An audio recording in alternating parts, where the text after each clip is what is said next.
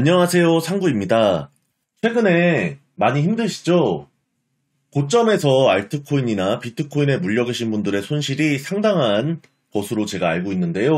앞으로 비트코인이 어떻게 흘러갈 것인가에 대해서 조금 합리적인 근거를 가지고 설명을 좀 해드리려고 합니다. 일단 첫 번째로 봐야 할 것은 비트코인이 69K 고점 대비 현재 35K로 상당히 많은 폭의 하락이 있었다는 점을 먼저 알고 계셔야 합니다. 이 정도 하락을 했으면 최소한 기술적으로라도 반등을 해줘야 하는 게 차트상으로도 맞습니다. 기술적 반등이라고 하죠.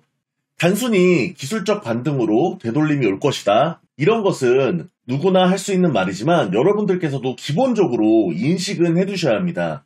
그래야 이렇게 많이 떨어진 자리에서 무리하게 숏 포지션에 들어가서 고생하시는 일이 없습니다. 많은 분들께서 앞으로 상승장이 올 것이냐 이렇게 물어보시는데요.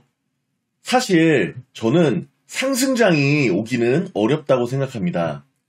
저는 상승장과 반등장 구분을 확실히 해야 한다고 생각하는데요. 상승장이라는 것은 최소 전고점을 돌파하는 상승 파동이 나와야 그것이 상승장인 것이고, 전고점을 돌파하지 못하고 이렇게 상승하다가 떨어져 버린다면 이것은 상승장이 아니라 반등장이라고 불러야 한다고 생각합니다. 큰 틀에 있어서 하락장에서 이루어지는 반등장이라는 것이죠. 제가 반등장의 의미에 대해서는 예전 차트를 좀 보면서 말씀을 드리려고 하는데요. 예전에 2019년 하반기에 있었던 반등장이 있습니다. 먼저 전고점이 약 14K 정도가 되죠. 계속 하락하다가 이쯤 6K대에서 3번 정도 지지를 받고 나서 10.5K까지 약 2배가 좀 안 되는 폭으로 상승을 했습니다. 이후에 계속 하락하다가 코로나 빔을 맞고 완전히 폭락을 했죠. 이 부분이 한 2달 조금 넘는 기간인데, 이 2달의 기간에는 과연 사람들은 상승장이라고 불렀을까요? 아니면 반등장이라고 불렀을까요? 당연히 2달 반 동안 2배 가까이 올랐기 때문에 사람들은 상승장이라고 노래를 불렀습니다. 그래서 이런 부분에 롱 많이 잡았습니다. 그러다가 코로나 빔을 맞고 3K까지 떨어지는 무빙을 맞고 다 청산을 당해버렸죠. 지금 이때 이루어진 2달간의 상승은 상승장이 아니라 반등장이었을 뿐이라는 겁니다. 다만 하락장 속에 있는 이런 반등장도 2달이 넘게 진행되는 경우가 있기 때문에 상승장 못지않게 우리가 매수를 통해서 수익을 낼 수가 있습니다. 저는 지금 현재 비트코인 자리가 한 이 원 안에 있는 어딘가에 위치하고 있다고 그렇게 예상을 합니다. 왜냐하면 일단 내려온 하락폭도 비슷하고, 이때가 이란 솔레이마니 사령관을 미국이 드론으로 암살했던 시점인데요. 이 암살을 시작으로 약간 전쟁 느낌으로 파동을 한번 줬다가 위로 상승한 이런 사례가 있습니다. 지금 러시아 전쟁 분위기 고조되는 것도 약간 이때를 떠올리게 합니다. 또 제가 한 이쯤 된다고 생각하는 근거는 지금 보시는 차트는 나스닥 차트입니다. 저번 FOMC 연준에서 회의록 발표를 했을 때 시기가 한 이 정도예요. 그런데 살짝 반등을 주다가 엄청나게 지금 급락을 한 상황입니다. 27일 날 FOMC 연준 또 회의록 발표와 금리 결정하는 날이 도래하는데요. 과연 연준에서 이렇게 나스닥이 폭락을 했는데 부담을 느끼지 않고 매파적 발언을 이어갈 수 있을까요? 저는 조금 시장을 달래는 어떤 멘트를 던지지 않을까 그렇게 예상해 봅니다. 왜냐하면은 지금 이렇게 나스닥이 폭락을 했는데 연준에서도 부담을 느낄 수밖에 없기 때문이죠. 여기서 매파적이라는 말이 뉴스에 자주 나오는데 사람들은 그게 무슨 한문이다. 이 매파적의 매는요, 이 날아다니는 매 아시죠? 매. 그 매를 뜻하는 거예요. 그래서 매파적은 그 날아다니는 매파적 발언이라는 겁니다. 그 매에는 뭐가 있죠? 매에는 발톱이 날카롭죠.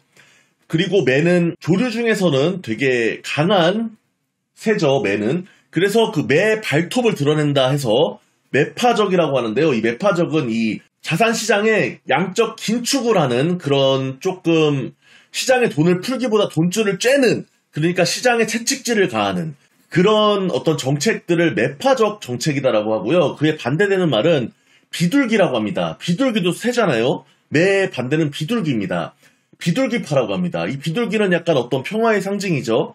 그래서 비둘기파라는 거는 그의 반대로 시장의 양적 완화, 시장에 이렇게 돈을 많이 푼다. 예전에 코로나 이후에 돈을 많이 풀었죠. 그게 이제 비둘기파적인 그런 발언과 정책을 펼쳤던 겁니다.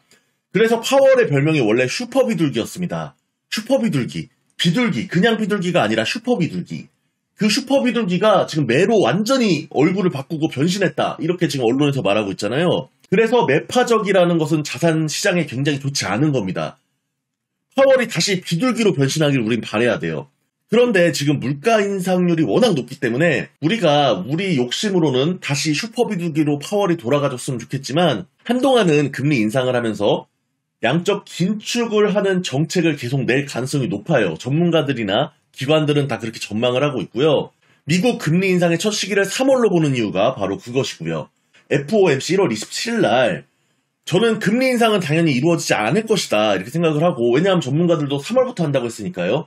그러니까 양적 긴축을 하겠다는 저번 발언에 이어지는 어떤 강한 이야기는 이번에는 하기 어렵지 않을까. 오히려 시장을 달래는, 예를 들어서 긴축 시기는 하긴 하더라도 조금 뒤에 하겠다, 뭐 내년 초에 하겠다, 아니면 올 하반기에나 시작하겠다, 뭐 이런 정도의 달래는 이야기 정도는 하지 않을까 싶습니다. 그 근거는 비트코인이 아니라 이 나스닥이 폭락을 했기 때문이죠. 이 나스닥이 폭락했다는 것은 굉장히 안 좋은 겁니다. 나스닥이 뭐 떨어지기만 하면 미국 경제에 좋습니까? 물론 올라가기만 해도 거품이 끼겠지만 이렇게 미친 듯이 폭락을 한다는 것은 경제 붕괴를 뜻하는 거기 때문에 절대 좋지 않습니다. 그래서 이번에 약간 비둘기파적인 말도 해줄 수 있지 않을까, 이런 기대가 있는 거고요. 그래서 1월 27일 목요일이죠.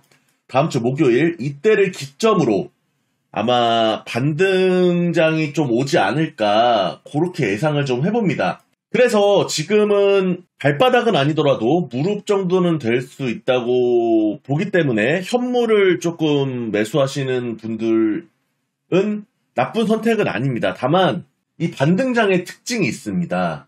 깊은 하락 이후에 반등을 하는 경우에는요, 지금 이게 도미넌스 차트인데요, 반등을 하면서 도미넌스가 계속 올라가면서 반등을 하게 됩니다. 그게 무슨 말이냐면은 비트코인이 이렇게 반등을 해서 50K 이상으로 상승을 해주더라도 도미넌스까지 계속 올리면서 상승을 하기 때문에 알트코인은 많이 오르지 않을 가능성이 높다는 겁니다.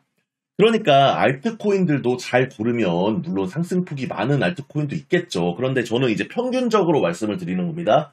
비트코인이 한 반등장에 10% 오르면 알트코인들은 한 뭐 많으면 6%, 뭐 7% 이 정도 오르는, 결과적으로 3% 정도는 비트코인을 샀던 것에 비해서는 손해죠.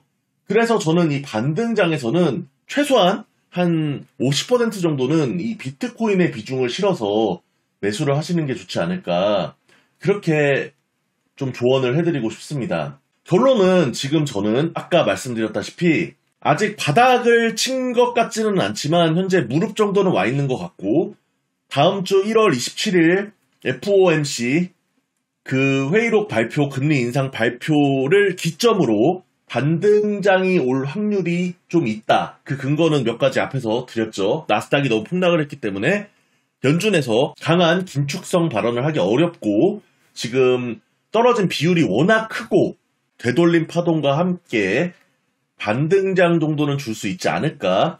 다만 비트코인 도미넌스가 올라가면서 반등할 가능성이 높기 때문에 비트코인 위주로 매수하시는 전략이 좋다, 이렇게 정리하도록 하겠습니다. 시청해주셔서 감사합니다.